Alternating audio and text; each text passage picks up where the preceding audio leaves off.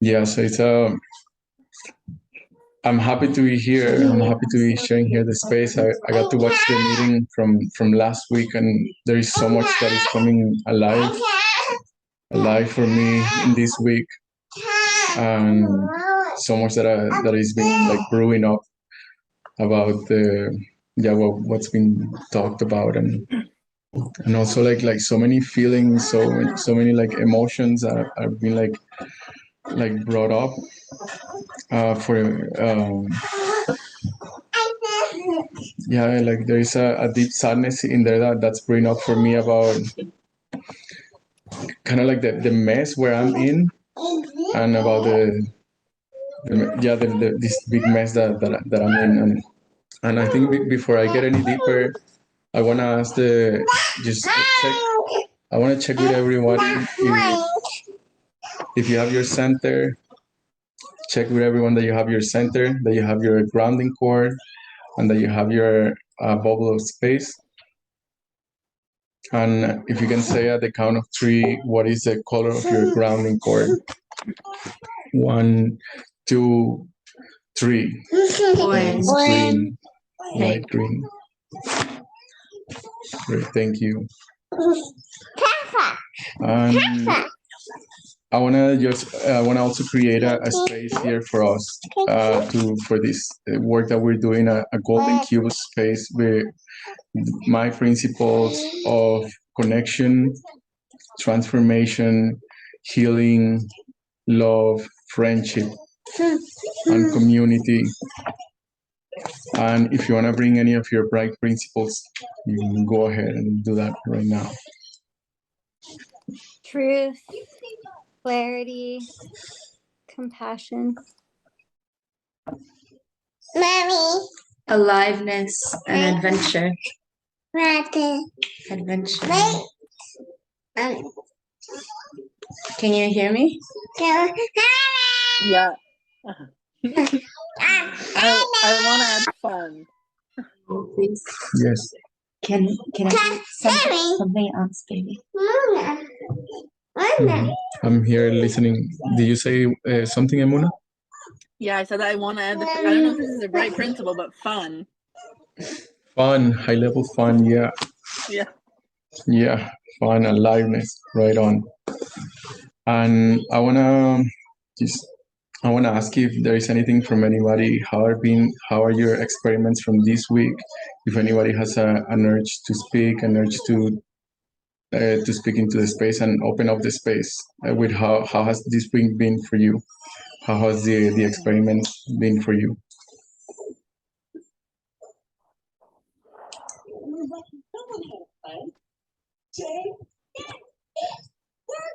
Yeah.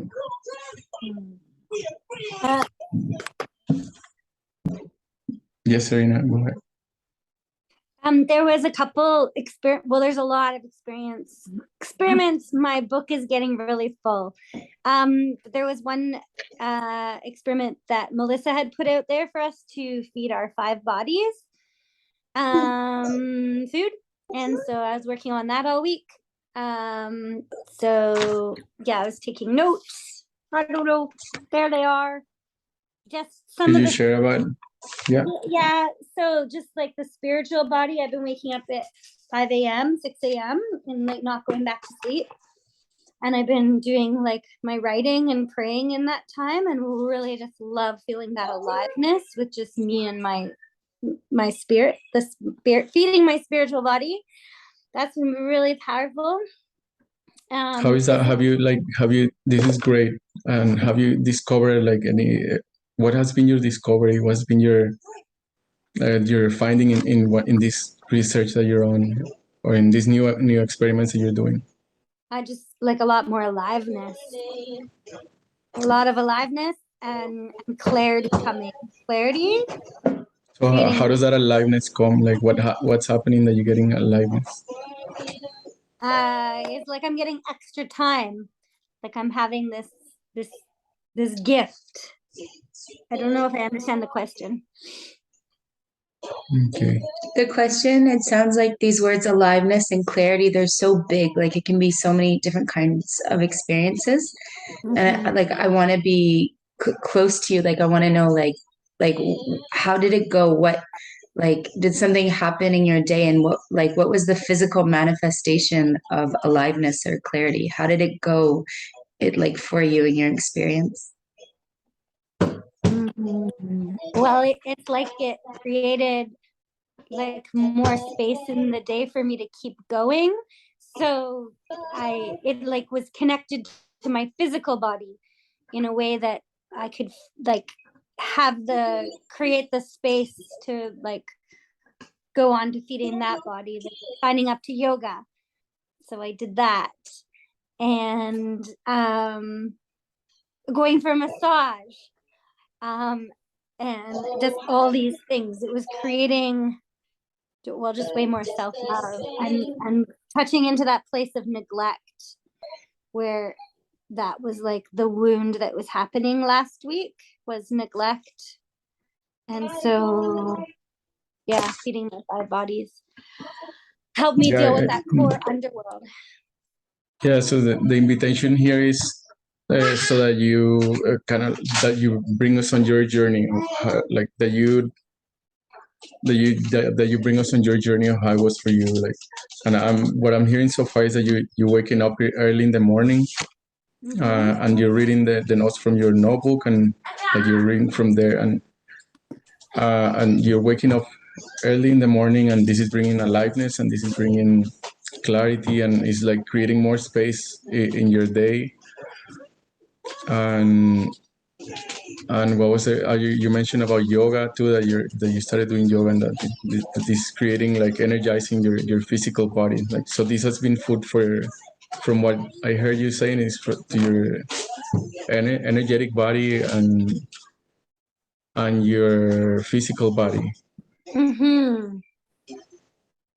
And so, Thank you. really, yeah. And so really what I'm working on right now that is like creating the most space and what's very alive for me is just the removal of baggage. And it's like a humongous process.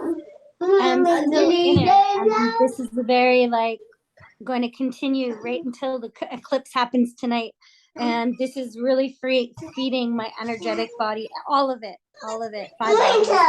And just working on baggage removal, and what's coming with it is just a huge wealth of creativity as well for stories for transformation. It's all connected, but it feels like so much to share here in this meeting, and I don't want to take up all the space personally. I prefer. Yeah, so what's happening for me experientially is that I want to hear how it was from you, and this is the space for that. This is the space for you to like go in, and like share what, like how it was, like go deep, and like share with your team what you learn and what you want to share with us as a research, like this is what I found, like this is this new thing that I found, or this is this like huge wall that I found that I smashed against, or and I wasn't expecting it, and this is what happened, and or like yeah, so like really for this to be the space to to go into one of those things. It might not be all of them, or it might not be all of the things that you want to share. Yeah, but this is that space, and the way I'm experiencing your story is that is like a resume version of it, and I'm not able to get anything from it. Like I connect with you in the like, okay, Serena is getting this and is getting that, but that's it. There is like a limited connection, and I don't really get to go in the journey with you, and that's great. That thank you for sharing.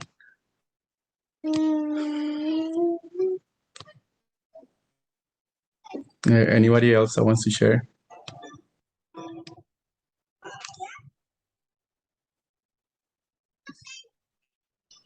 Mona. I'll share. Yeah, that I'm feeling pretty like tender right now, I guess, which in the beginning was like scary for me a little bit, to come like to this meeting when I'm feeling that way, because I have kind of this thought of like I want to kind of keep everything in, let it like marinate, let it like stew and see what happens. And yeah, I'm feeling like a little bit more, I guess, sensitive than usual, or a little bit, yeah. And I kind of had these thoughts of like maybe it's not the right time for me now to be doing this kind of work or having this kind of conversation. And I don't know, I kind of just went back to the fact that really I like love everybody here, and it's just like also my friends, like in the bigger picture, and that kind of helped me like come today, even though I had a lot of thoughts about,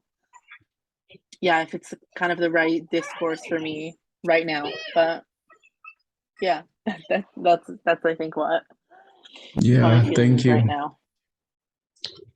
How are things going for you? What's that like? What's going on in your life that has you in that tender place? And also, how can this team be of service for you? How can you use this space? How can this space be of service for you? Mm-hmm. I kind of want to, a few times when we met ago, the time we were talking about food and about fasting, I think it was like 2 weeks ago. I didn't really talk about it like the last week because I didn't want to talk about it, but I'm kind of like since then having a change that I'm making with like the way I eat and with food and the way I'm, I guess, using food. And when I kind of stopped doing that, I just did this thing about like using the possibility of like, I'm just going to do it. I'm just going to do it. And then we'll see what happens after I do it. Not first have the reason and like the drive. I'm just going to do it. And after that, I kind of feel like I have this like lack of, I guess, motivation or aliveness. I was really using food to like push me through the day, kind of like as a substance, like, oh, if I do this, I'm gonna go have my like little cigarette break or whatever, just like that, but with food. Yeah, and it brought up a lot of like rage and a lot of like difficult feelings, mostly about like motherhood and about being a parent and about responsibilities. Like a lot of pushback from like, I hate this, I hate doing it, I don't want to do it, I don't want to do anything of this. Yeah, and a lot of regrets, like kind of similar feelings that I had just when like Leon was just born. This like big overwhelm, a big like feeling of isolation and missing home a lot, like missing those kind of like connections of the family, of, I guess, of religion that I grew up in. Yeah, and I went into also during this weekend, I went to do a medicine journey, a ceremony, and that kind of also brought up a lot of things. And I kind of interestingly like came to the conclusion that I want to be doing like more kind of soul-based stuff and kind of connect more to my roots and like to my home and to my family. Yeah, so it's been pretty, even like in this one day of today, I feel like in the morning I was like in this thing of like, I don't have any place in the world. This world isn't meant for me. I can't win. No matter what I do, it's going to be like shit. And now even during the day, it's like changing. I'm like letting myself kind of let it change and not getting so transfixed on like these ideas, I guess. Yeah, I'm feeling also like lonely, I guess. Like I'm starting to realize that, like, because I'm not using food to be my such close friend. So yeah, I'm kind of noticing like, oh, I want like other friends to be with me and to be with them. Yeah. Yeah, thank you. Yeah, go Amuna. Thank you for sharing that. Thank you. Yeah, I feel like kind of a big shame about like a disconnect of not wanting to be a mother and not feeling good about it at all. And yeah, that's what I wanted to bring up today, like in this, because I feel like this team can like handle it. Yeah, so I'm feeling that also pretty strongly and feeling a lot of times like I have this like disconnection of not knowing even who my son is. He's like growing up so fast and I don't recognize him. I don't know him so well. You want to go sit on Lisa? Yes. Thank you. Yeah, and I hear you that there's this big transformation and self-reflection work that's going about these new feelings that are arising from the experiments that you're doing with your food, Yeah. and with food, and also with other with everything. I imagine, like everything that you used to like bring inside, and that you want to bring into this space. Yeah, like this is what you want to bring into the space, like the need for others to share this work with others. There is a sense of loneliness where like food is not being a companion anymore, that is fulfilling all of your being, that is not feeding all of your bodies in a way. Going back to the conversation about the food for the bodies, and you spoke about this disconnect from being a mother, disconnect from your son, and that he's growing up so fast, and this is a yeah, like how actually, yeah, like this is so alive, like is making the space so alive. Your research is so alive about the yeah, like this. How does it go? How does it go in a space? And like not all the teams, not all the people that you're relating with can handle this and can take this. But you, Yeah. something about you say like, yeah, like this team can take this. Well, Yeah. thank you. And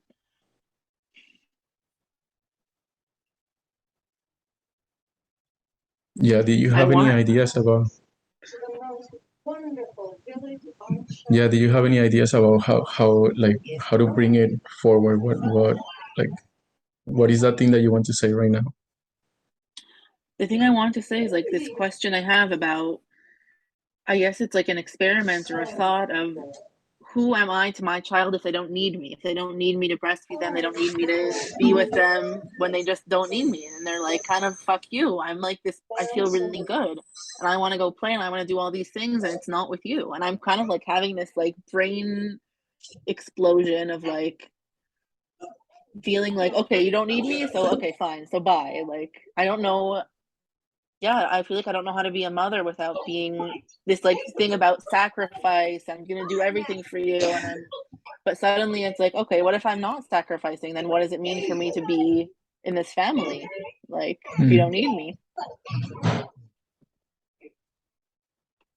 Yeah, I'm so like touched, and it hits like dead on for me to hear your questions. It's so real. Yeah. And it's alive for me too. And yeah, something about those questions is in my family that I grew up in, it was quite modern culture. And I remember my mom, even now, she still doesn't have an identity other than mother. And that means sacrificing her whole life, doing everything for everybody. Like I remember her having to get up in the morning and take the dog for a walk, even in the middle of winter at 6 a.m. when it's dark out, even though it was not her dog and she didn't want it. Like she still had to do that. Even now, like she still has this perspective of I'm a mother, so I have to do this. And her kids are all like adults with children. Yeah, Yeah, my mother's the same. Yeah, so there's something in modern culture that tells me you're a mother, that's it. You get pushed to the side, you are worth less, you don't get to be anything other than mother, and to be mother is to breastfeed even if you don't want to, or take care of your kids even if you don't want to, or go work at a job so you can feed your kids. Like that's kind of the narrative of it. Yeah, and then like for me, if I say, well, fuck that, because I'm alive and I'm not down for that, then I have like nothing. That's I don't exactly how I have feel. I don't have anything to go off of. I don't have an example. And inside of that nothing, I get a lot of pressure, like you should keep breastfeeding, or your kids should be in school, or you should do it this way, or what do you mean you're unemployed and you have 3 kids and live on a bus? Like this immense pressure that pushes that story onto me. Yeah.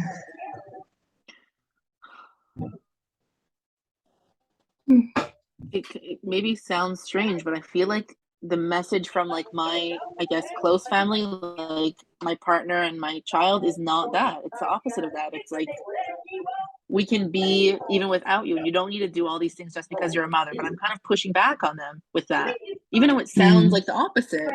I should be saying, oh, thank you so much, I'm gonna go do things I want to do, I'm gonna go, and I'm not having that. I'm having like anger at them, and I don't even know why.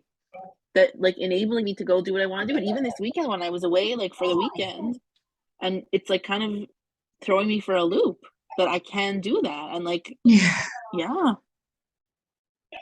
So I have a question. Who do you have to be in order to be in your family? Yeah. Like it sounds like what's in front of you is changing your shape from this mother who was needed to a mother who is not needed. And in that transition, who do you have to what's available for you to become right now? Sounds like something's there for change, and what is it? And it sounds like there's kind of this this anger that you don't have full awareness about, like this unconscious part that like it takes the space, but it sounds like there's this kind of like push or something, like you're angry at them. Yeah, it's so. It sounds like something's being asked of you. Who is it? Like, it sounds that you have the clarity that you don't breastfeed and you have a child and a husband that don't need you like physically, but they want you. They want to be in family with you and they want to be in relation with you. Is that what you want? And who could you like how or like who would you be or how, yeah, who would you become to be that person? Because it sounds like that's a change that's happening in your family. Yeah, I think what I need to become someone who's like trusting of my partner, that they're a parent that's just as much a parent as me, I guess. Can you say that again? Can you say that? Trusting that your partner will be much as a parent as you are. Yeah. Mm-hmm. Yeah, and I don't, just so you know, I don't trust. And I'm only discovering that like today and yesterday. But like I don't. Yeah. Which is like also, it's like from an empowering place of being like, oh, I'm the mama, I'm the mother, I'm the one who breastfeeds, you came out of my body. But it's also like has a flip side of like, I don't trust you. Thank you. What this is bringing up a lot, like a very alive, this question of baggage, and it's kind of like the baggage that we inherited from our parents, from my mom and my dad, like the stuff that I inherited from them, and is this the for the mothers, and from what I'm hearing you saying, is this identity of mother, that you are the mother and then nothing else. And for me, as a father or as a man, is this identity of I have to bring home the bacon. I have to do the work. I have to do the physical work. I even have to be like a rock. I cannot be vulnerable. I cannot be like show my weaknesses or show my feelings to my children, because it's gonna be mean that I'm weak and that I don't know. So there is like really like this exploration that's being opened up here about this clearing or this baggage, this like clarity about what is it that we're still carrying into our life that is not letting us fly. What is it that we're still carrying into our life that is not letting us have fun in our relationships, have high level fun, and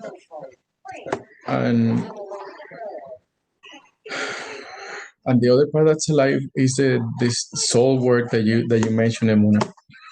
The soul work, like what is the soul work? What is this calling that we feel called to do, that is like closer to our truth, closer to our to our calling, our purpose of being here on the earth. And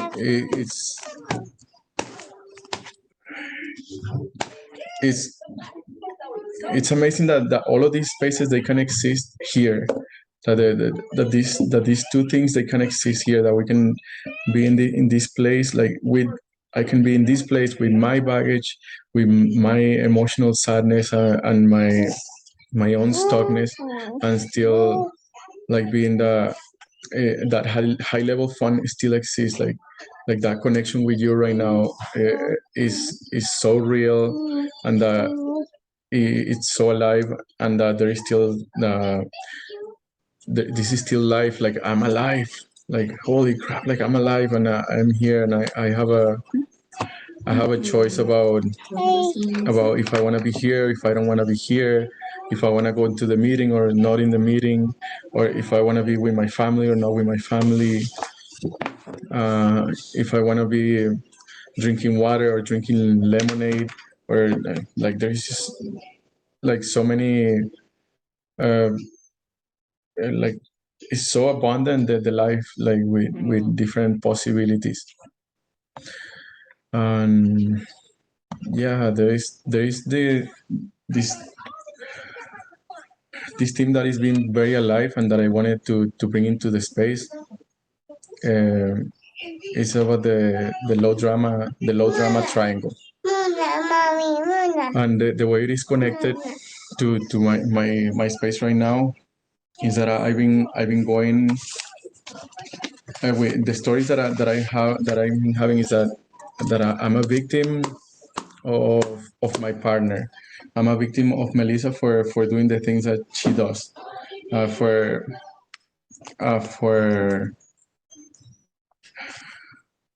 for example, like breathing, even like there is a way in that she breathes that it just like triggers me, and she breathes, and it's like, why are you breathing like that? There's like this voice inside me that's like, why are you breathing like that? Like you're in low drama. Like there is a part of me that says like, you're in low drama and you're being a victim. And in that voice, like before it was completely oblivious to it, and now like I can recognize that, like, oh, okay, that like I'm being a victim of her being a victim or something like that. So I'm automatically like participating in this story that I'm creating to disempower myself. So is this distinction of the low drama is essential for for this self-observation, and like going into like from from where I am right now, from what I know, from what is familiar to me, what I've known my whole life, to something else. And it's been it is still a hunt, like a constant like hunting for what is it, the stories that I'm creating that are disempowering me. And at the beginning of this work with possibility management, we learn about the low drama triangle, that is like kind of like the functionings of the underworld. These are the three roles that are playing in the underworld most commonly, and that you can find them in movies, that you can find them in relationships, in books. Like it's so well spread, like in the news, in the bank, in the advertisement. It's all over the place. Like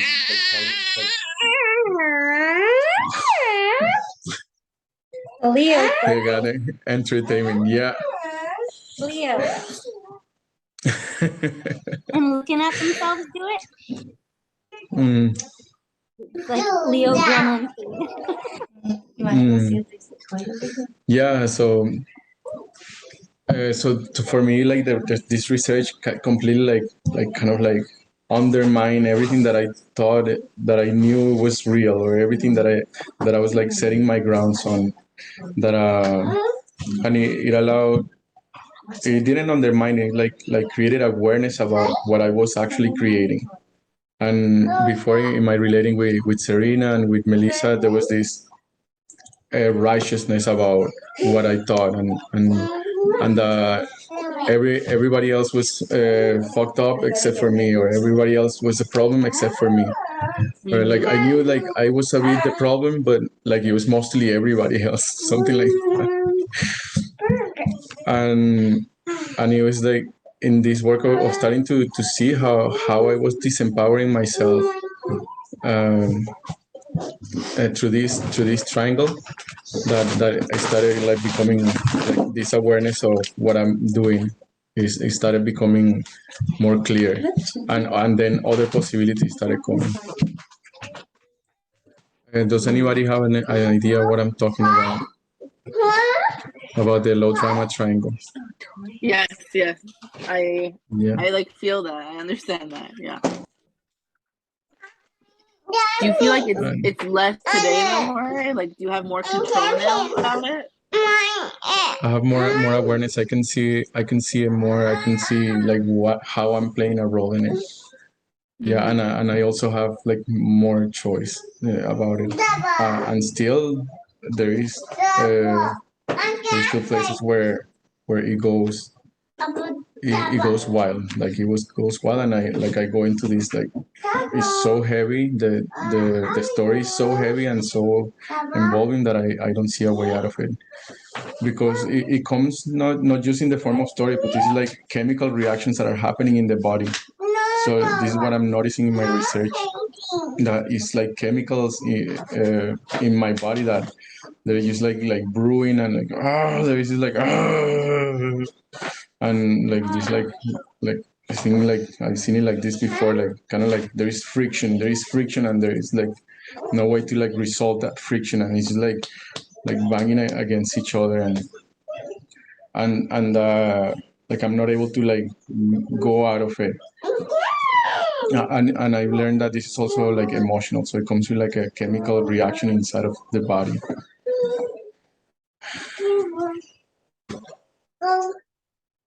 And yeah, so there comes like practice of like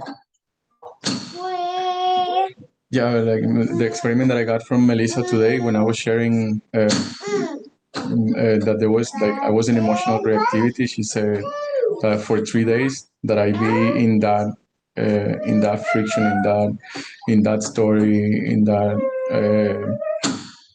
that chemical reaction for 3 days, and just to keep my eyes open and be aware and write down what's happening for me, because I was doing like what I've been doing is self-regulation, like just like going it's like taking a space, like okay, I'm gonna take a space now, I cannot engage with you right now, and I'm gonna go for 20 minutes and just like ground, center, and bubble, and breathe and wait for the 20 minutes, around 20 minutes that it takes for the chemical reaction to pass.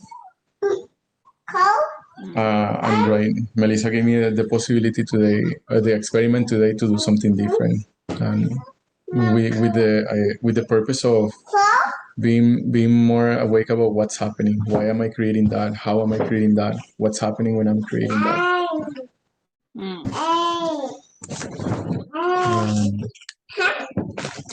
I wonder. I want to hear from Serena. Because Serena, I think at the beginning when we started learning about this, there was a big emphasis in the low drama triangle, and it was like very very present in what we were studying.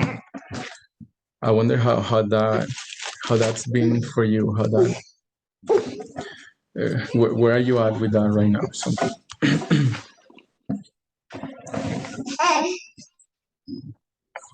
I really, there's so much.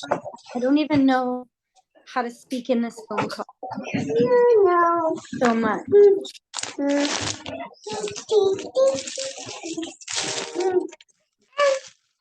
I feel like I'm in emotional reactivity right now. Mm-hmm. I don't know where you're at. I haven't spoken to you in 5 days or something. I don't know what's going on in your life. I feel really disconnected from you. Yeah.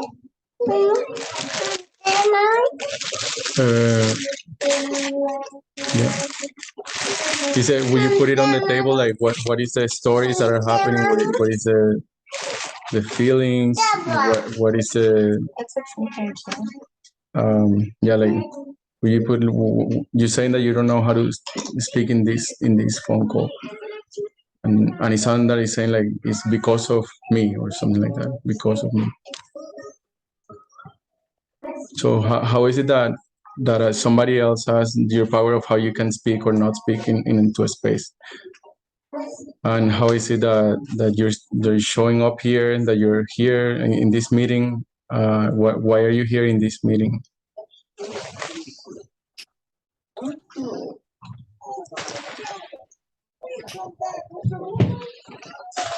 You know, all of the, like, whatever is happening, like all of the emotions that are happening, you can use them to create to create what's happening, to create to bring it forward. Very well. I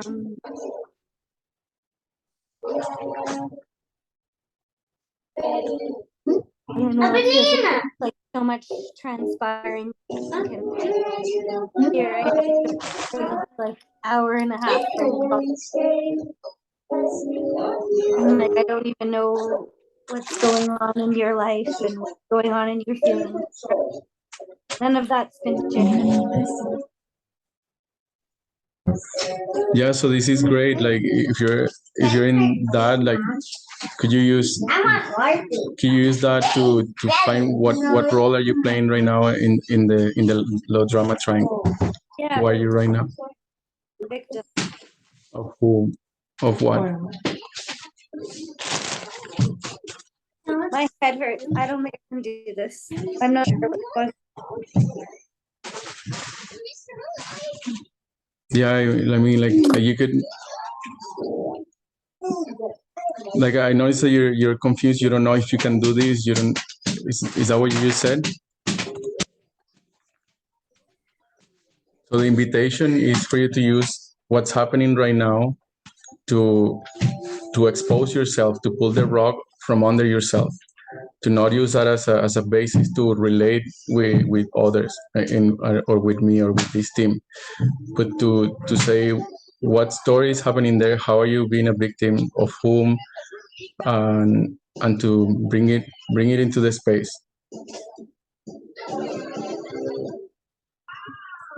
That's the invitation. Yeah, there's just something. There's this like story around that.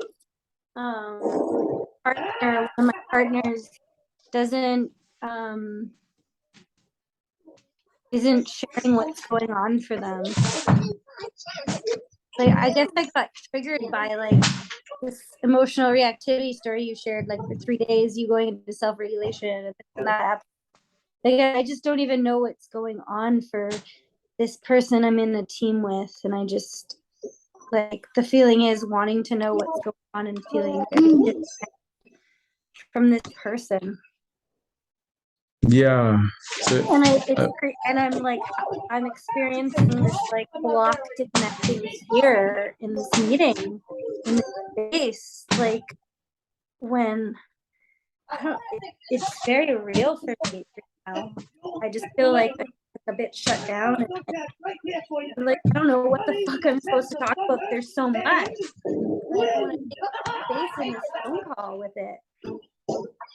Like I want to connect what's going on for Melissa or Mamuna and like not like have this space about your and I's relating space. I feel grateful even right now bringing it up. And then that's what's happening. So yeah, this is how it goes. Like yeah. That's how it goes. And this energy, it could like completely take over the space and eat it up. Like this is the consequence of the low drama triangle. and it comes with Setting these a good shadow example of it, principles. Yeah, it comes up with these principles of exclusiveness, like the exclusion, and also like it doesn't bring clarity. There isn't like no clarity about. It doesn't bring clarity into the space. It brings confusion. It brings like I don't know what this is. I don't know, and there is this blame about like this person is doing that, and I'm not able to be present in the space, and it really takes over the space in a way that it can. There can only be low drama happening, and the distinction is that there is not possible for a space to be in like high level fun or high drama and low drama. It can be the one or the other, and this is the purpose of being yeah, like right now I'm scared because I'm like right on the edge where I love you and I want you here. I want you on my team. I want this space to create clarity and to be a winning happening for all of us. And I'm also yeah, and I'm also using my anger to create the clarity that of what this space is and about to see like what is really being spoken in the space, what is the sharing, what is the yeah, what is the what is the goal that is being shared, or like what is really happening in this space. Are we here for fun, or are we here to because there is a gremlin on the loose, like with unconscious purposes.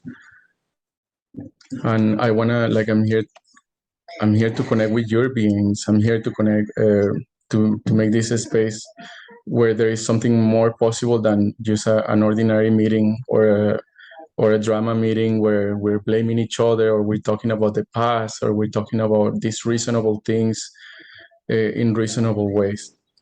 And yeah, like so this is what happens where when low drama comes, it creates that confusion. It creates like big confusion for me. I can feel like I cannot even like stand in it. Like it's like that's the only possibility. That, for example, Melissa this morning, like she's breathing wrong, and she shouldn't be breathing like that because she's creating low drama in the space, and I'm the victim of that, something like that. And there was nothing else possible than that. And this is what I'm putting into the space is that there is this tool, there is this map that I want to that I'm sharing with our team, that I'm putting in our team space.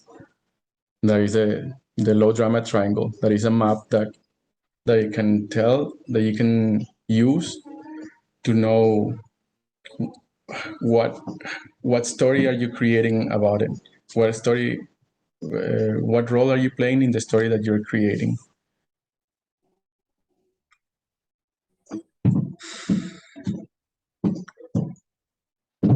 And there is nothing wrong with it. There is nothing wrong with creating a story of low drama. There is nothing wrong with being a victim. There is nothing wrong with being a rescuer or a persecutor.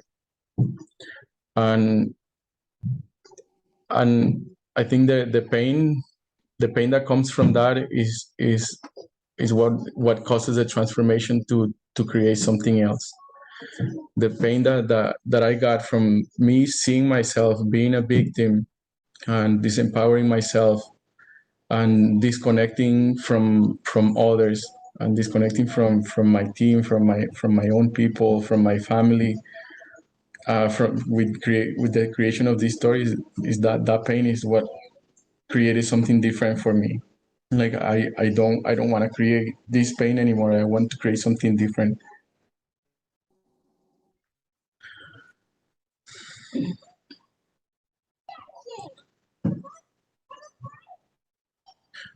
Will you be able to say some things about this?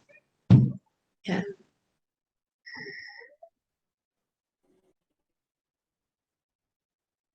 I feel scared right now because most of my relating with you, Jorge, and with you, Serena, has been in this low drama. and it feels normal, and it even feels like this, like how you were mentioning, Amuna, this thing that I kind of go to as a reward. So like there's this drama, and then I get this kind of reward after, and then it's okay, and then something like gets normal about it, and then it goes again. There's like this cycle to it. Could you give an example of that? Yeah, like I'm thinking of like anytime that I was relating with Serena and Jorge before, like we had a break in this year. So yeah, there is like for example, right in the beginning,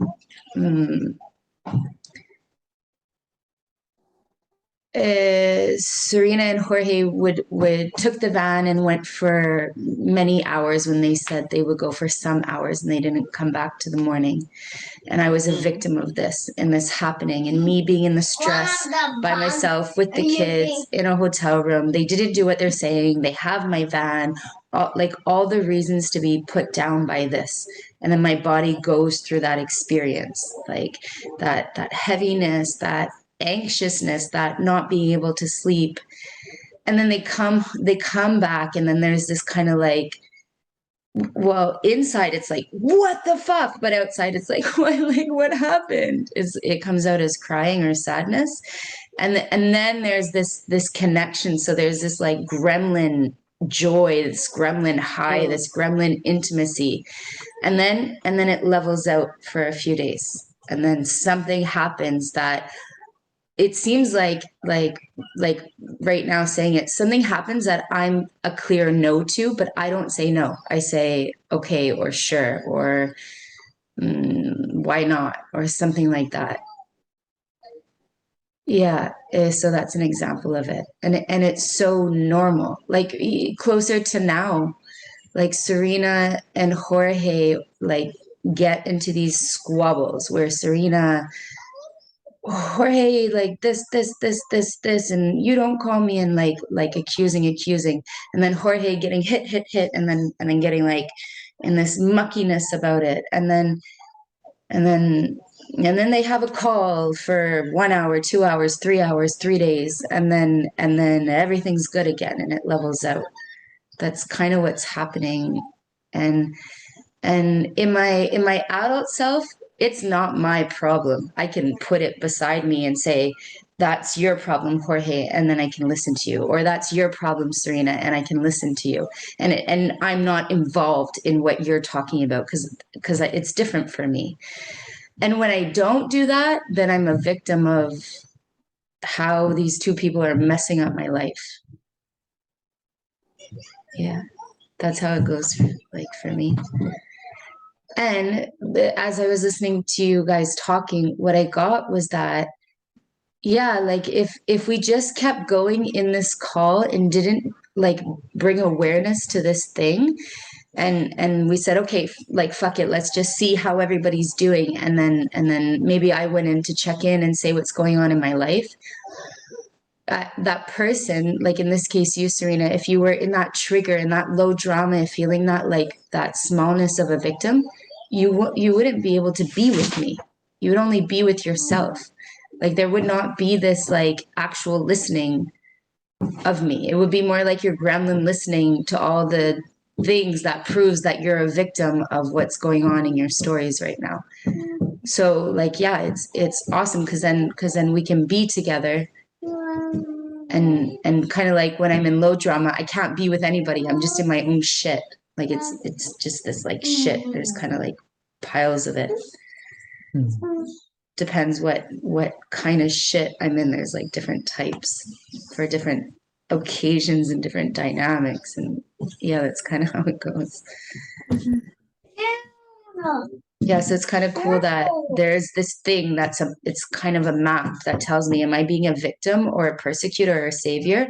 And if I am, there's a high chance that I'm just in my own stuff. And I might even be projecting myself onto somebody else. And I'm not actually with them. And I'm not really listening. I'm just listening through my own like layer of myself.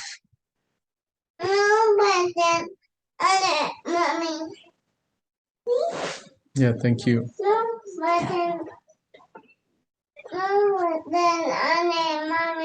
Yeah, Melissa mentioned something very powerful, that is the reward, that there is a reward from this, and it's so powerful. Like how this is how we learn to get things from when we were a child. Like I create a big a tantrum. I throw a tantrum so that I can get affection from my mom. I throw a tantrum so that I can like get my dad to see me, and and like and I grew, and we grow up bringing in these same things a little bit more complex, because we grow up and we do it in different ways, but now we do the same strategy, but as adults, to get the things that we want. And it comes with that reward of like, oh, okay, like finally, like I get like the person gets to get the attention of the other, or they get to have the money, or they get to have some food, or they get to have sex, or they get to have a house or a car or $1,000,000, whatever it is. And there is that part is so core to this dynamic, that reward, because there is a benefit, there's a reward that you get from being a victim. There is a reward that you get from playing in the triangle. And It's okay. It's okay. And I've talked about the triangle, and I haven't actually said the roles, the 3 roles that are in the triangle. And I don't know if they're in the space, but I will share them. Yeah, there is the victim, because it's the most important. Without the victim, the other 2 roles, they kind of fall apart. There is no low drama triangle without the victim. And the other 2 roles, I wonder. I'll just share them. The other 2 roles is what's necessary for there to be a victim. Persecutor. Yeah, you need a persecutor, somebody that's like attacking the victim or persecuting the victim. You need somebody that's on the victim and being the victim of something, and that something is the persecutor. So that will be the next role. There is a persecutor and there is a victim, and then who gets the victim out of their role, or what is the victim? What is the victim asking for?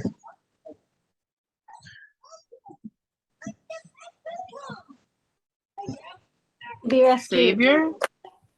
Yeah, savior. Savior, to be saved, to be rescued. Yeah, they're asking to be saved. They're asking for that savior, like, save me, please, and that creates a triangle. There is a victim, a persecutor, and a savior. Yeah, I want to say that, and I can be a victim and make a persecutor out of anything, and it doesn't have to be a person. It can happen all inside of me. And this is really relevant in my motherhood.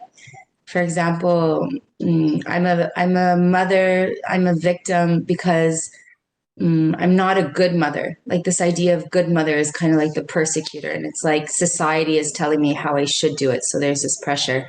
And my savior is my savior is a man with a lot of money that will give me all the things that I need to be a good mother. I get really scared saying that. I completely understand, Melissa. I've thought it too. I feel really scared saying that. It's like, and I can tell it's my gremlin because I'm laughing. Like, What is the feeling there? I'm scared. I'm scared to admit that happens inside of me. Yeah, that there's this narrative that that I have this story, this image, this energy of how to be a good mother, and it's this pressure. And I'm a victim of this, so often, even throughout the day.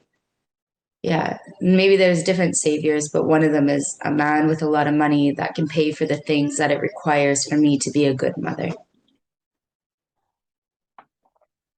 Mhm.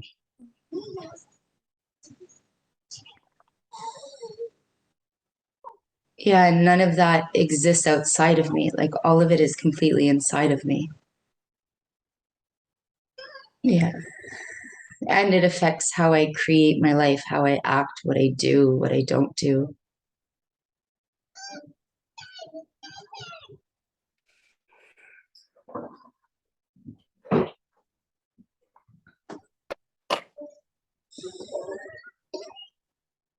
I kind of want to say something about what you were saying before, about the triangle and how there's this thing of like talking of like being upset or angry and then talking and then it feels good and then it kind of like baselines out for a little bit. That kind of dance is also like, I don't know, that's how I feel, that it's like intimacy. That thing of like we're gonna fight, and then we're gonna not fight, and we're gonna be close, and then it's gonna be we're not gonna fight. That's kind of like this dance of like, that's like passion. That's, I think, kind of the reason maybe that you do it, is like that passion of it, that like what you were saying, the reward, but also the passion of that whole dance. Then I have that dance with you, and then we're close if we do it together. Yeah, that was exactly like that's how I was relating with Jorge and Serena. And it failed. It crashed. It burned. I got killed. We all got killed. We couldn't be together. Yeah, like it got yeah. Yeah. Yeah, I can't I don't know if I have an example of any time where that didn't like crash and burn in some way or another. Like I'm scanning through my experiences and yeah. I guess I'm wondering like what can that passion be that's not that, is like just my question I'm thinking of now this whole time. Like, so okay, we see that that isn't what's gonna work, but like what else? Like what can work except that? Because I know that also about myself. That kind of thing about being the victim and, oh, suddenly, yes, I'm close to you, so we're gonna be so in love, and then kind of like baselines out until the next time that we go into the passion of like going like this, boom, and everything kind of falls apart. Yeah, so I have a question. Yeah, like, so you have this clarity about this dynamic, and you say that you start with being a victim. You start there being a victim, and I wonder if you can say like what's happening for you there, like like if you can find this an example and like what's happening for you there, and who is the other person? Who are you? What's the story? Mm-hmm. I think that it's about wanting connection, like, and knowing how to make that connection by being the victim. And then the other person is also the persecutor, and then at the end, the savior. Actually, Yeah, it's like not yeah. a separate person, it's the same person. Really does.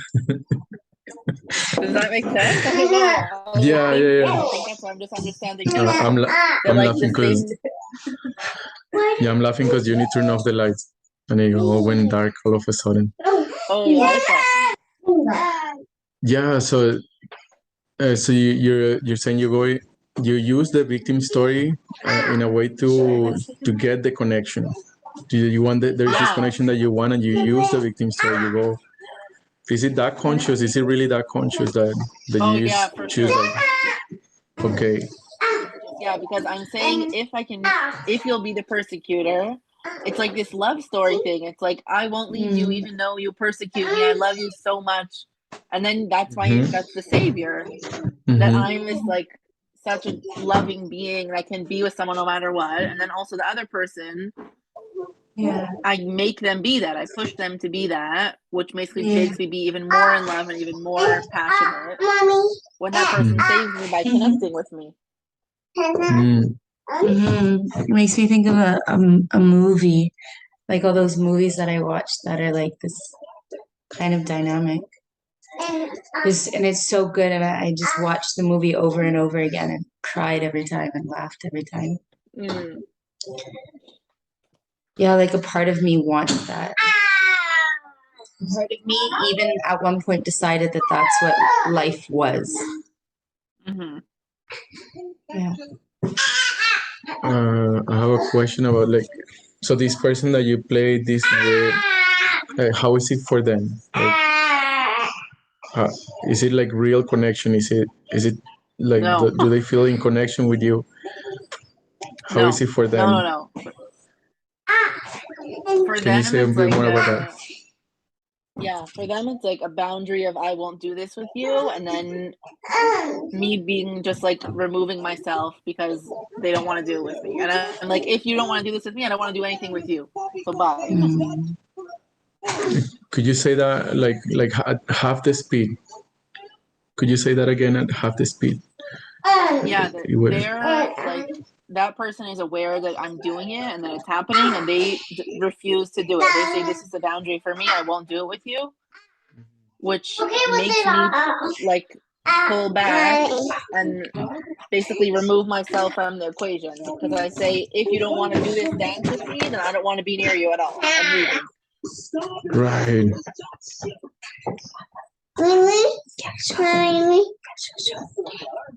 Yeah, which like that's why when you said, Serena, about I don't know if I can do this call, I felt like so strongly that I so identify with that, and like I so know that feeling of like I can't be in this like container.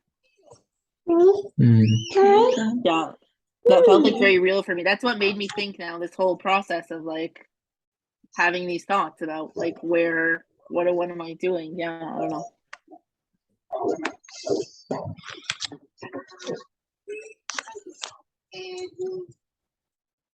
Yeah.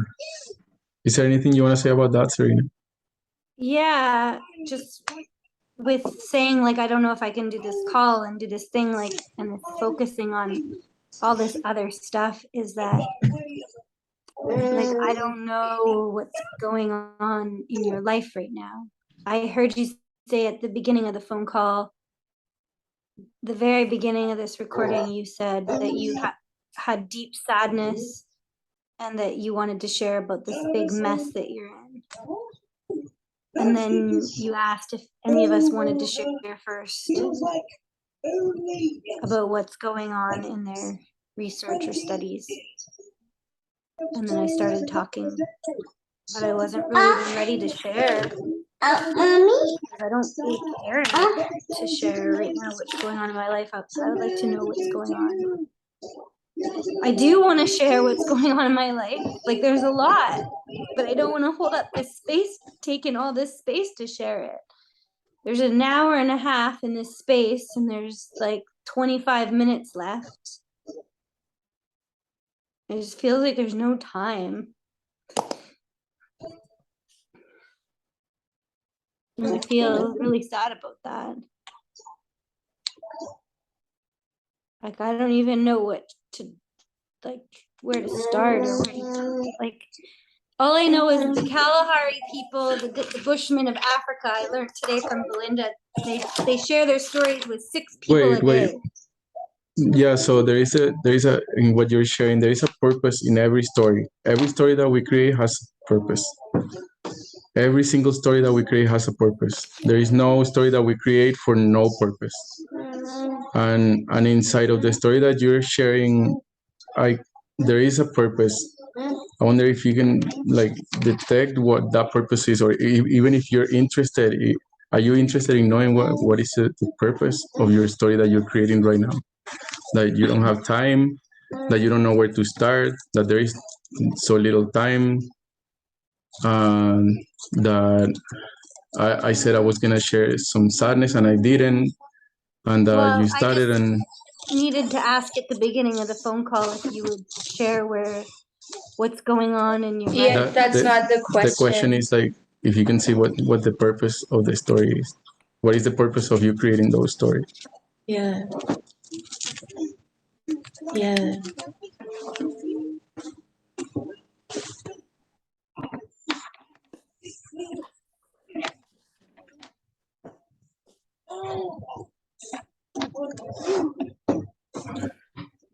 Right, so we come here and like our biggest resource here in this call is our attention, is your attention, and well, that's what creates the extraordinary space. That's what creates something other possible other than relating in gremlin low drama, which is like mainly like avoiding responsibility, avoiding being here, avoiding seeing our own shit, avoiding seeing our underworld, just staying with the normal, sticking with the story that I'm creating, and that's the end. So only when you give yourself and your team your full attention is when these spaces become possible. And like the question will be like, what is the purpose of you creating those stories? For the purpose of seeing how come you're making yourself like what's the purpose of you creating a story where you make yourself a victim of time, or where you make yourself a victim of a person, of somebody, or what's happening or what's not happening. Yeah, and it like this space is foreseeing exactly that, for having a conversation about the conversation that we're having. This is not a space for having an ordinary conversation where like this is what it is, and this is who I am, and this is what's right. It's about like going into that space of unknown, where you go into that territory where you don't know. And this is what I'm going here, is going and navigating into this territory of unknown, like seeing my own my own stories that I create in my relating with all of you, and navigating into that territory together, for the purpose of getting the goal that's there, getting like the pain that's really there, getting like the real consequences. What are the consequences of my relating in this way, and do I want to keep doing that? And what is and Emona, you asked an amazing question too, like what is possible other than relating in this way? That is the question that we're going into in the study group and in this meeting. What is possible other than ordinary low drama gremlin intimacy relating, where I make myself a victim, I disempower myself so that I can call unconsciously a rescuer, or so that I can like convert a persecutor into a rescuer, so they can like save me, so that I can get what I want, so then I can like fall asleep and do the same thing again tomorrow, or the next day, or the next week, or the next month, or the next year. What else is possible other than disempowering myself? What else is possible other than avoiding responsibility for creating what I want, for creating what I really want? And that question is alive. That question is not like something that you just give a simple answer and it gets resolved. Like it's an alive question, and you can like live in this question. This could be the experiment for this next week, for us. Like what else is possible other than ordinary low drama gremlin intimacy relating, where we have unconscious purposes of blaming, of revenge, of feeling guilty, feeling ashamed, of being superior to the other, like where I'm like superior to the other and the other is inferior, where I'm right and the other person is wrong. Like these are all like unconscious purposes that are necessary for the ordinary relating to happen, for the victim, persecutor, rescuer to function, to move. I want to bring something in. Go ahead. I was listening to the talk yesterday, and it's just coming up again and again that Clinton started reading in the book about the. Clinton started reading in the book about the 27 experiments, and the first one was no complaining. Yeah. Yeah, and like this being the doorway, like complaining being the doorway to being the victim of whatever I'm complaining about, or not complaining, noticing it, letting it pass by, and that being the doorway to possibly something else, which in the case of the book study was extraordinary relating, high level fun, something other than being a victim, going into joy, like joy for no reason. Like for example, yeah, like instead of complaining that June is pulling me out of the call and it sucks and I'm a victim of it and I like this frustration, I can't do anything because of my kids, like not complaining, like letting that just like crash beside me, those thoughts, and instead like, whoa, like how did I get here? Like in this library in Surrey, my kids are watching a movie and eating snacks, and I'm having this conversation with you like this, like, what? Jenna, I will say that experiment will be impossible, like at first, Yeah. and it will be about bringing in this doorway of like, or like realizing like, oh, I just complained and I didn't even know that I just complained. So it's about the purpose is of this experiment is to start creating the awareness of when am I complaining, and what story am I creating, what's the purpose of my complaining. And it's so little, like, but it's often you will be able to like trace it all the way down to the reward that I want. What is the reward that I want with this complaint? And a lot of the times it can be like Intimacy, isn't it? Like intimacy of some sort, like this.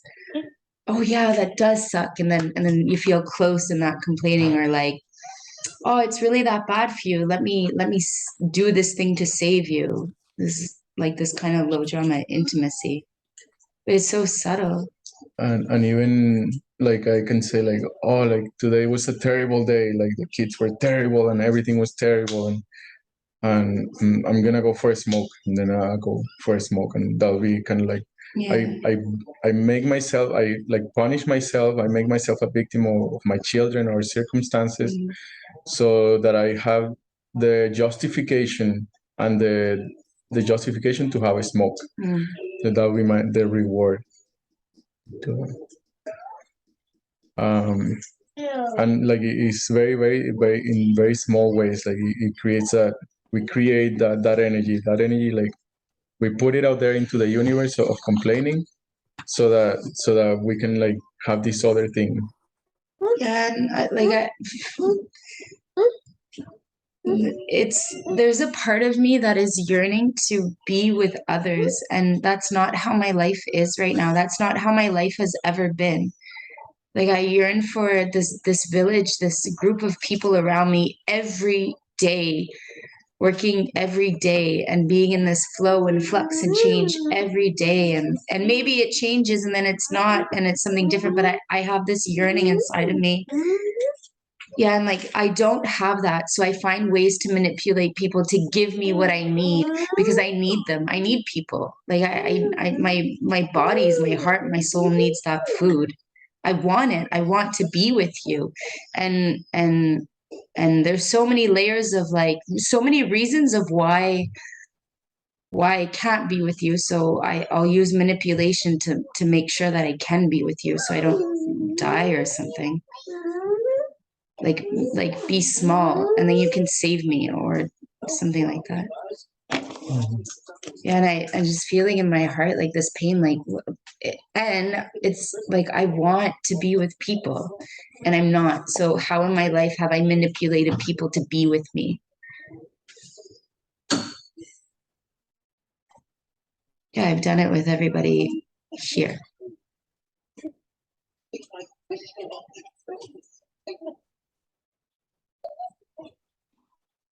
Thank you, Melissa.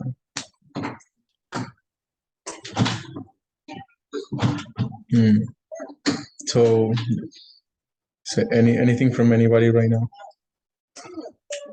Yeah, I really feel that, Melissa, and I want to say there's also a flip side to it of like I know that I'm feeling a lot of those feelings, and because of that, like, then I don't reach out. And I don't, like, I know that I wanted to talk to you and I wanted to call you or I wanted to write you, and I'm like feeling this thing of like, oh my gosh, I want to be together like more than this, and it makes me not like connect, because I'm saying no, if it's not what I actually want, then like I can't handle it, like I don't want it, I'm not gonna write how are you, which is just like, I think, another conclusion of the same like need, but it kind of gets screwed up in a different way along the path, like, of feeling that. Yeah. And I all the time I'm thinking like, why does it need to be this way? Like, yeah. What I was hearing behind what you were sharing is that there's a lot at risk. Like if I send this message to this person and they take it the wrong way, and then they're not my friend, or something happens, or it's weird, or I can't even know how it's gonna go, the consequences are big. Yeah, that's how it feels. I don't know if that's real, but that's how it feels in that moment. That's like what prevents me from doing it. Yeah. And it doesn't even matter actually if it's real, because even if I know it's not real, it still feels in that moment like something, like a big thing.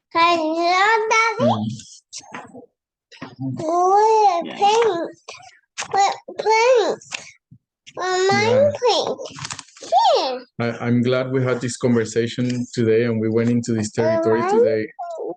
This is an invitation for going into like deeper awareness into what's happening into the stories that you're creating. Every story is either a high level fun story, you're creating high drama of connected to Gaia, connected to consciousness, connected to your own being, to your essence, to source. This is like high drama, high level fun, like where we are empowered, you are empowered, and you're a goddess being with like this like super intelligence and super sensitive body, and like all this like richness of flavors and colors and Yeah, and the flavors are emotions called terror and grief and sadness, and joy, yeah, like these all like of huge these, things. yeah, all of these things, Yeah. like, and you're so full of like in your underworld, like all these, like the underworld, the upper world, the middle world, like you're all of these things all at once, and there is nothing less. You're nothing less than anybody else.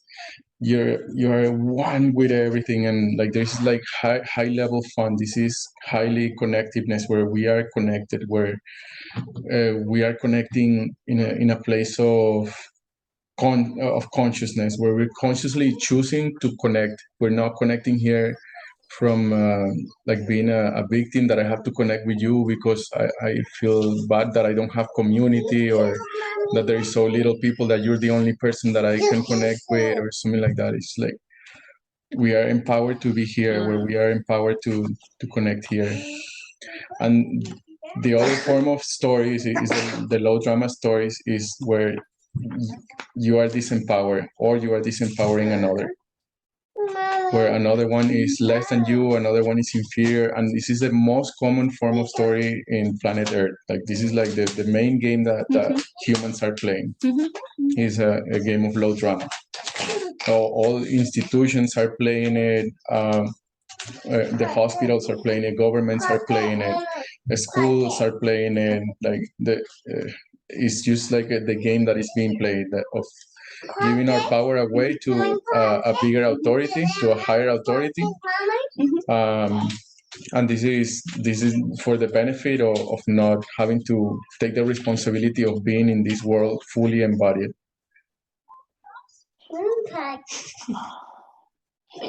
Yeah. It looks like you have a question, Emuna, or something to say. I don't know.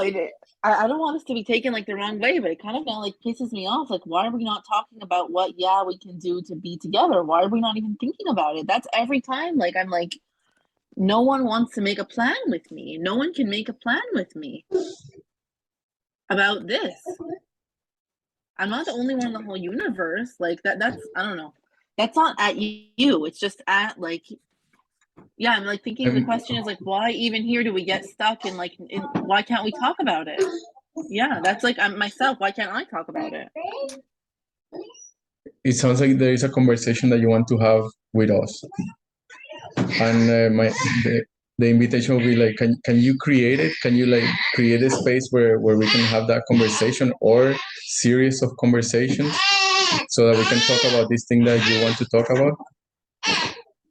Okay, I just happens right now that like, okay, yeah, I'll think about And that. what could you like could you say like what it is, like what is it that you want to create? Yeah, I guess just a possibility of something else. I'm not saying actually right now let's all go and do it, but like thinking about another option.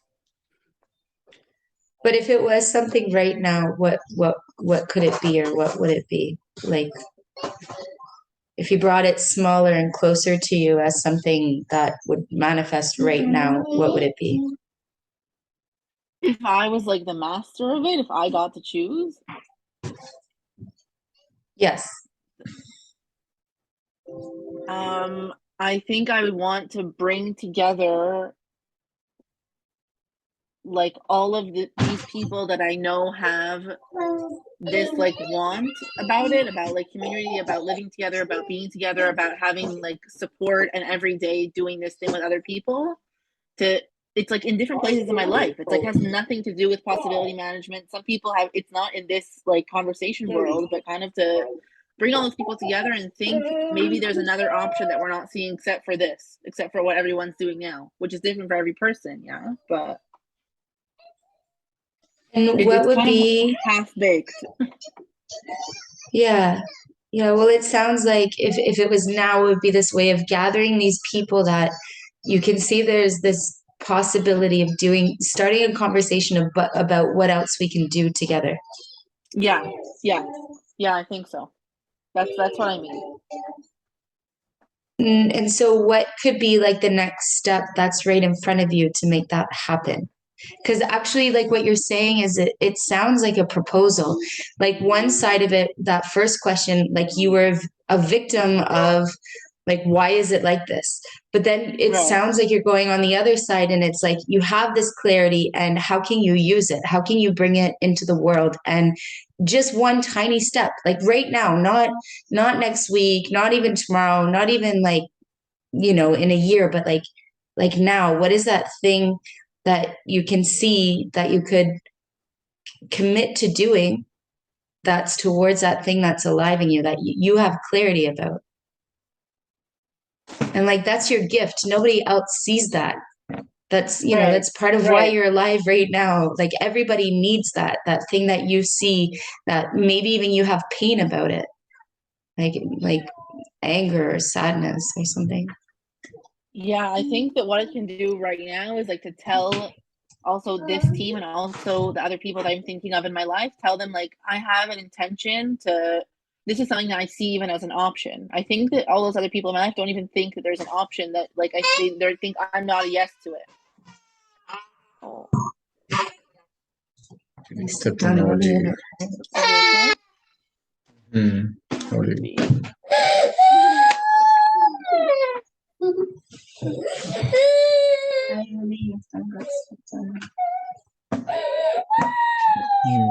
Oh no.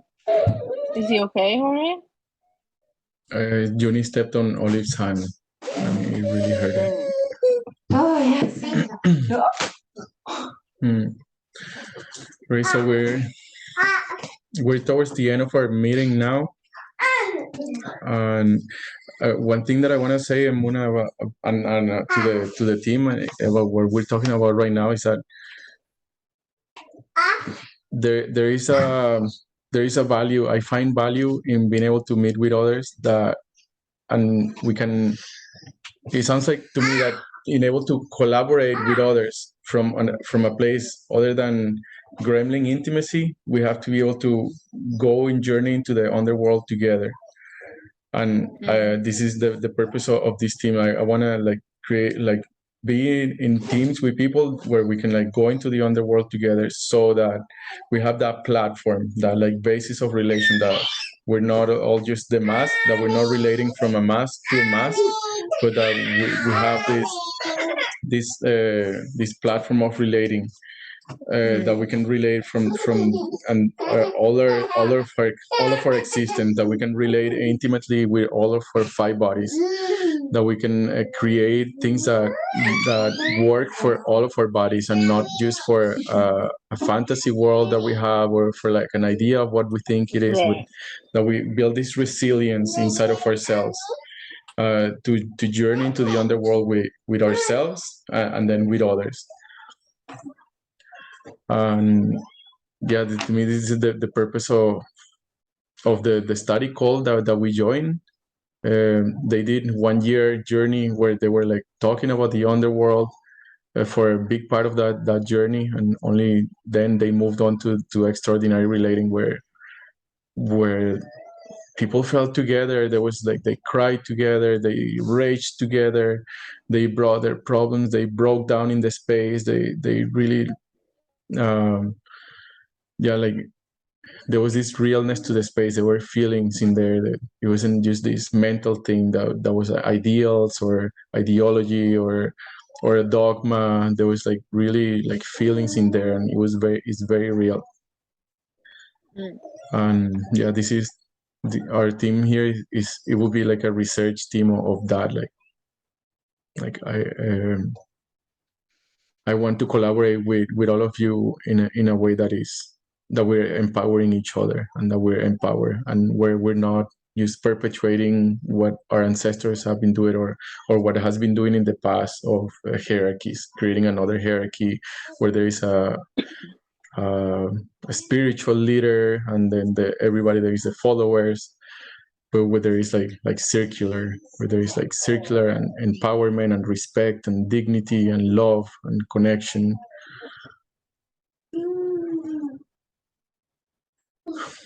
Yeah. So I want to see like for this week as an experiment to do that experiment that Melissa shared about complaining, to start noticing whenever you're complaining, and perhaps even writing it down in your notebook, or taking note of it, or finding out like what purpose are you serving in that story.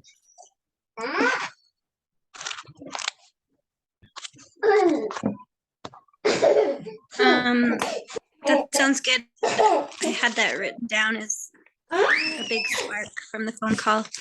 I have a question. There was the other experiment from last week was for us to write down our expectations from that spark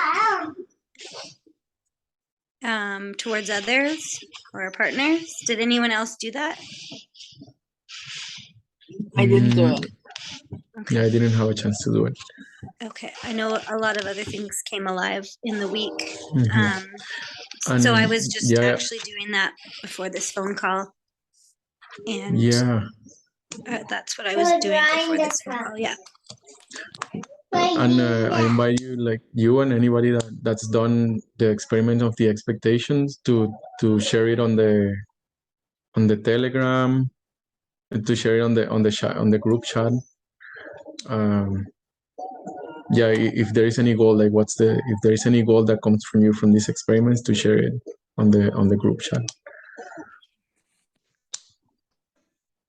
Alrighty. Jorge, I recognize you started this phone call out with like saying there was all this deep sadness about this mess you're in, and you had intentions of sharing that. My lesson I learned from this is just to say, go, share that now. Because I have been like, kind of curious and feeling that we would run out of time or something for you not to go into the sharing space. Serena, do you want to know something about that? Sure. That's Jorge's hook. That was his gremlin's way of navigating the space and creating intimacy in this space. That's one of his most common gremlin foods that my gremlin has noticed from him.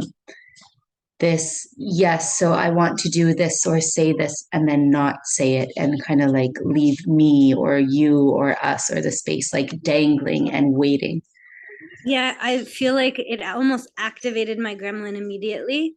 And Yeah, I've like that's been waiting to like hear this like space of like possible emotional intimacy sharing or feelings, like what's going yeah. on like in your life, Jorge. I haven't talked to you in 7 days. I don't have a fucking clue what's happening. And Yeah, So do you there see is a that you got distinction. hooked? There is a Like, distinction yeah. with like, yeah, there is gremlins, and there is our my gremlin is here, and there is a distinction of like, yeah, like being hooked and reacting to my gremlin, and you being a victim of my gremlin. So it's a journey of like yeah, the invitation is for like not to become unhookable. Yeah, and for example, like just because it's so personal and like just appreciating this space, like this realness with you guys. Yeah, Jorge's gremlin does that hook often. And for me, a few things can happen. One is I get hooked, and maybe outside nothing changes, but inside I'm like, okay, what is it? Are you going to tell me? What the fuck? Like, what? Like, you said you were going to say something and you didn't do it. Like, this goes on in my head. Another thing that'll happen is I'll get hooked and then I'll notice it. And I'll say, like, whoa, Jorge, I just noticed that you said you were going to say something and then you didn't say it. And I got hooked. I went off in my thoughts of being a victim of you withholding that thing that you said was amazing. Because it's never not amazing. It's always amazing. It's always the thing that I want most, actually. Yeah, that feels good. yeah, that's how I experienced it. It was this yeah, it's completely hooked. And then also this feeling of withholding his feelings, his emotions, his sharing. Yeah. And So I this felt is very Jorge's. unpresent. Sorry. Oh, I just felt very disconnected and unpresent from the whole beginning here, because that was in the back of my head. Yeah. So this was Jorge's problem, and then you made it your problem in a way. Like another thing that I do to navigate that gremlin hook with Jorge is I use my anger, and I'll say like I'll notice my anger go up when he says, I have this very awesome thing. And I'm like, okay, tell me. And then he says, I'm going to clean the kitchen first and take care of the laundry. And then I'm going to tell you. And then I either say, okay, or I say, no, I want to know now. And like, I use my anger to navigate what's happening and saying what I want and what I'm a no to. Yeah, I felt very angry during this meeting. I can see like where I got up out of my seat and I was just shaking it off. And I can feel that anger pretty present. Right. But this is a different kind of anger. This is your gremlin using your emotional anger to disconnect from the person you wanted to connect to and the space that you wanted to connect to. And there's a difference in feeling the anger rise and say, whoa, stop, something's happening. And I'm a no, like it's crossing some sort of boundary. And the boundary is if you say something and you don't do it, whoa, like stop. I'm not okay to keep going. Yeah, I wasn't even like a quarter of the way or a tenth of the way through this phone Serena, call. there is a way that you're not letting it land in your body. Like you're just keeping on the reactivity. Like you're using that anger to keep going. To keep going on your reactivity. And like I think what Melissa is saying is that there is something else that's possible. And it is to say like, oh, that was Jorge's gremlin. I don't have to be hooked to it. Like, boom, put it on the side, or say like, yeah, like there is like to see other possibilities. It seems like now it's like about the past. Like it's something that happened way back in the past, and it's like only relevant right now to see what happened there, and like that you drag all of that for all the meeting for an hour and a half. It was in the back there, so you were hooked for an hour and a half about this, and that is like relating from the past, like and it seems like you still want to like what you're sharing is that you're still going on about it. So the possibilities that we get the gold from this, that Jorge has a gremlin. This is gold for me because I get to see and be in the pain of when I share that I'm gonna share something and then I don't share it, and seeing what is my gremlin up to doing that, what is my purpose in doing that, and what is the results that it's creating in the space, and I'm getting very clear feedback about it here, and that's my goal for me, and the invitation is for like not to keep on that reactivity of the anger, but to really see like, oh, there is something else is possible. Oh, I was hooked, I got hooked, and then something else becomes possible. Or, yeah, I mean, that's one possibility, and another is not doing anything, and it's gonna be there, something like that, and that's okay too. It's just a different way. Mm-hmm.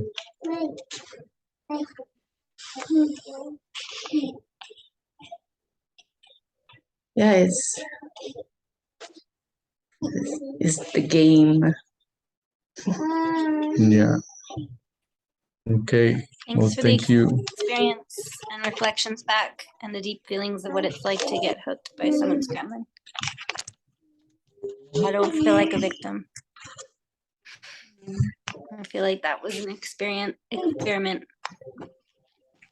Cool. Thank you.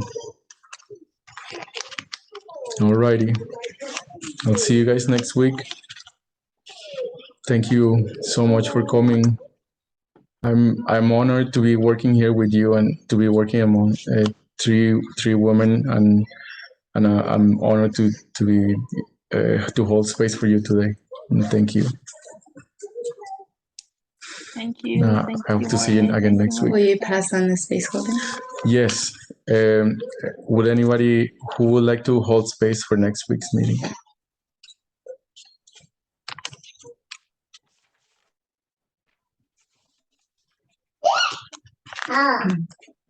There is a possibility I'll be in San Francisco for next week's meeting, so I will not be holding space for it. Hey, buddy. And the meeting is on complaining? No, it's not so Some of the specific. topics and victim Like stories. No, your job for holding space would be, 1 is time management, 2 is like just navigating the space, kind of making sure everybody gets a chance to speak, or if you notice something happening, like bringing it into the space, and it'll just be about holding space for what's alive then. It doesn't have to be like this predetermined thing. And what yeah, and kind of like bouncing off of the book study club, like the gold and the experiments from the week and where we're at. It's it would just be about like making sure we don't go over time and just even landing questions like what's alive. It's not your job to like do the meeting. Like we all are responsible for creating it, but someone is the decided space holder. Yeah. Mm-hmm. And as a space holder, also you bring in like what's alive for you. Like you bring your aliveness to the meeting. Like, hey, this is what I want to learn in this meeting. This is what I want to bring into this meeting, or this is how I want to like connect the meeting. Yeah. So I feel like I don't really want to say yes, but I'm wondering if I should override that and like say yes anyway. I don't know. I propose we leave it open, and as it gets closer, decide. And Jorge, you can keep the responsibility of making sure there's a decided one by next Monday. How's that? Well, I hear the other possibility is that Emuna has an impulse to say yes, and over regardless of her inner story that's happening of saying no. And I'm a yes, Emuna. If you want to hold space, I would love to be in a space where you get to hold space and practice holding space. And it'll be. Yeah, I'm scared. Like I feel like it makes me feel like a baby, but I guess also babies can hold the space, so I'll say yes. A baby space holder. Go Muna. Go Muna. Yeah, and like the key is that for my space holding is it will be like to center yourself, ground yourself, and bubble. and create a container for it to happen, and then just be in the present for things to unfold. Okay, I'm wondering now though, Serena, did you want to say yes before I just jumped in and said yes before you had a That's chance? so funny because I did the same thing with you last week or 2 weeks ago. I was like, wait, Amuna, did you Yeah. want to do it? Right, I remember we had this conversation already. You're right. We did already do this thing that we're doing right now. Yeah, a few we times did. ago. Okay, so then I'm just gonna stick with saying yes for this. Yeah. Okay. Right on that. Yeah, that way it gets Okay. like Alright. Well, thank you. Okay. Thank you, everyone. Okay. We'll see you I'll next see you week, again next everybody. week. I love you. Big love. I love you. Mwah. Bye. Bye. Junie, that's gonna break if you pull that. Junie, that's gonna break if you pull that. Sophia.